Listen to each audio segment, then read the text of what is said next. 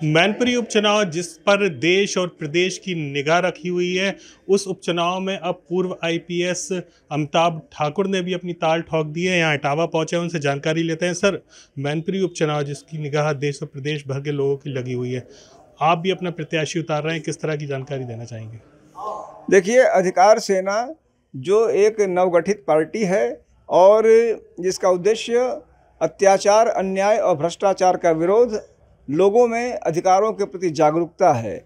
हमारी पार्टी ने भी सैफई निवासी कर्मठ सामाजिक कार्यकर्ता श्री रौली यादव को अपना प्रत्याशी घोषित किया है। ये जो उपचुनाव होते हैं अक्सर सत्ता पक्ष और विपक्ष के चुनाव कहा जाता है, ऐसे में आप अपनी आप की कहाँ स्थिति देखते हैं मैनपुरी में? देखिए, हम जैसा मैंने कहा, हम एक नवसृजित पार्टी हैं। अभी हमारा उद्देश्य हम भ्रम में नहीं हैं कि हम बिल्कुल ऊपर हैं और हम बिल्कुल किसी, जैसा आपने ताल ठोकना शब्द कहा, हम ताल नहीं ठोक रहे हैं। हम यह चाहते हैं कि जनता अपनी ताल ठोके, जनता अपनी ताकत को पहचाने, जनता किसी का वोट बैंक न रहे, निष्पक्ष भाव से, निर्द्वंद भाव से सही आदमी को चुने। यदि उन्हें लगता है कि श्री रौली यादव उपयुक्त हैं तो उन्हें चुने। मात्र किसी के वोट बैंक बन के, किसी की गिरवी बन के जनता न चले, उससे जनता की क्षति और नुकसान होता है। सपा और भाजपा की सीधी लड़ाई वहां पर देखी जा रही है, तो आपने कहा कि सही व्यक्ति को चुना जाए। ऐसे में सही व्यक्ति कौन हो सकता है? सपा ने तो डिम्पल यादव को प्रत्याशी घोषित कर दिया है।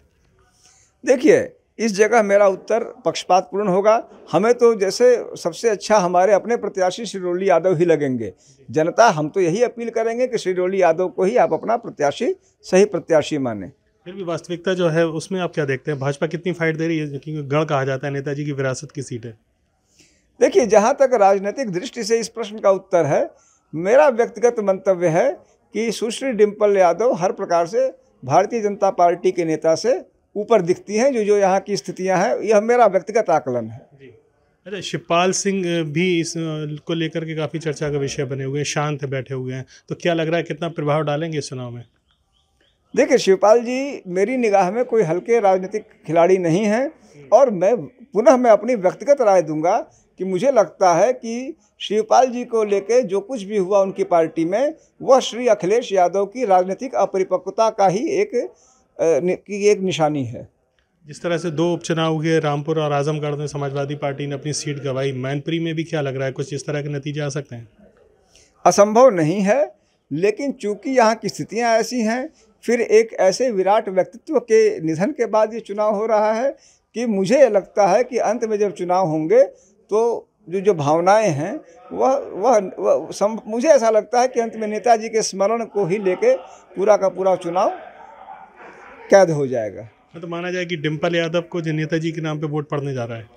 देखिए, एक राजनीतिक विश्लेषक के रूप में मैं तो पुनः कहूँगा कि एक राजनीतिक पार्टी के अध्यक्ष के रूप में मैं तो चाहूँगा कि सारे वोट हमारे प्रत्याशी को मिले, लेकिन एक निष्पक्ष राजनीतिक विश्लेषक के रूप में भी मेरी भूमिका है। तो मैं यही कहूँगा कि मुझे लगता है कि अंत में नेताजी के नाम पे सुश्री डिम्पल जी को मत मिलेंगे।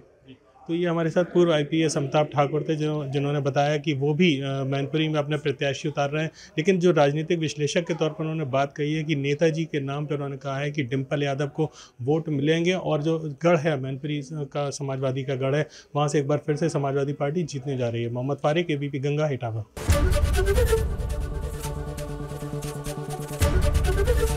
एबीपी गंगा, खबर आपकी, जुबान आपकी।